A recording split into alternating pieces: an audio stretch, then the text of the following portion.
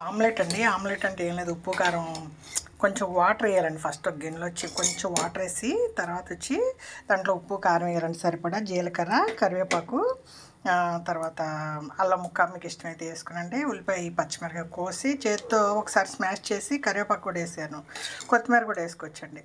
ఇలాగా రెండు గుడ్లు కొట్టేసేసి మీరు పొయ్యి సగి వేడి అయిపోయిందండి. మనం వీడియో తీసేసరికి తగ్గించాను మళ్ళీ, అంటే ఎక్కువ వేడైతే మాడిపోతుందండి. మీరు లో ఫ్లేమ్లో మూత పెట్టి కుక్ చేశారంటే ఫ్లఫీగా వస్తుందండి.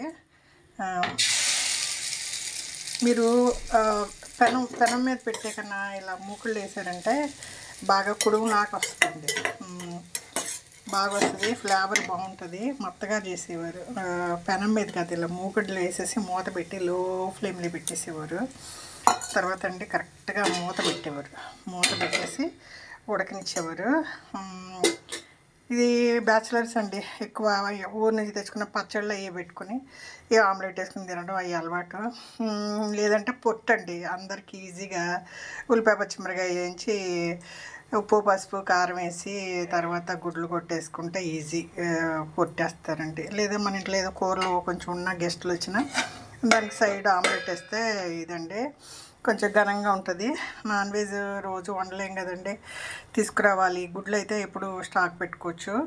మీరు ఇలా ఆమ్లెట్ వేసేటప్పుడు చిన్నదండి లో ఫ్లేమ్ మీద కొంచెంసేపు ఉడికనిస్తే మీకు బాగా కుడులాగా వస్తుంది, మంచి ఫ్లేవర్ కూడా వస్తుంది. దానికి తోడు మీరు పచ్చిపులుసు ఆమ్లెట్ మంచి కాంబినేషన్ అండి. మా అత్తగారు వేస్తే రోడ్డంతా మంచి వాసన వచ్చేసేది.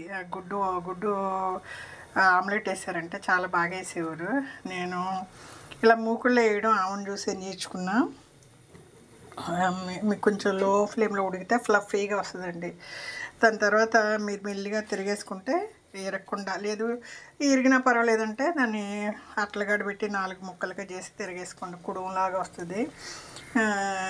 ఇది 2 నిమిషాల మీద వీడియో ఎక్కువైతే ఎవరు చూడటం లేదండి, మూత తీసి చూపిస్తా ఏమన్నా కుక్ అయిందో లేదో. నేనైతే ఎప్పుడైనా వేస్తానండి, ఎక్కువైనా సరే ఇది ఉడకాలి ఇంకా కొంచెం. అది సొన ఉంది కదా, సొన గట్టి పడినాక తిరిగేయాలి. ముందే మీరు తిరిగేస్తే ఇరిగిపోయి పొట్టులాగా అయిపోతుంది. లో ఫ్లేమ్లో పెట్టి మీకు తిరిగేసి ఇంకో వీడియో తీస్తాను. తిరిగేసానండి, ఫ్లఫీగా వచ్చింది.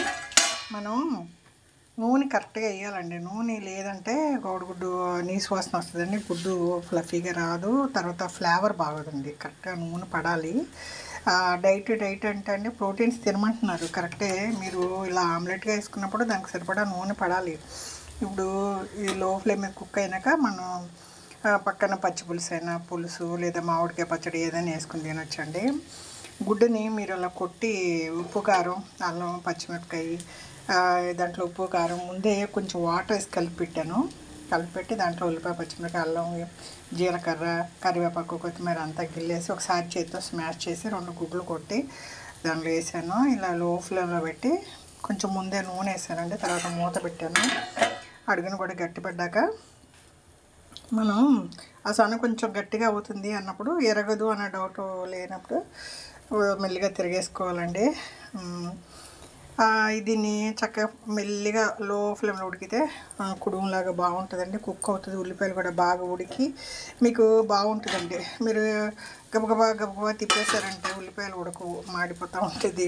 ఫ్లేమ్ పెట్టకూడదు, ఉడకాలి ప్లస్ మాడకూడదు, అదండి. ఫ్లఫీ ఆమ్లెట్ అండి. చక్కగా మీరు ఉట్టి అన్నంలో కూడా కలిపి తినేయచ్చు, పూర్తిలాగా ఉంటుంది. మనం లో ఫ్లేమ్లో ఉడికిచ్చాము, బాగా చక్కగా వచ్చిందండి, ఫ్లఫీగా వచ్చింది.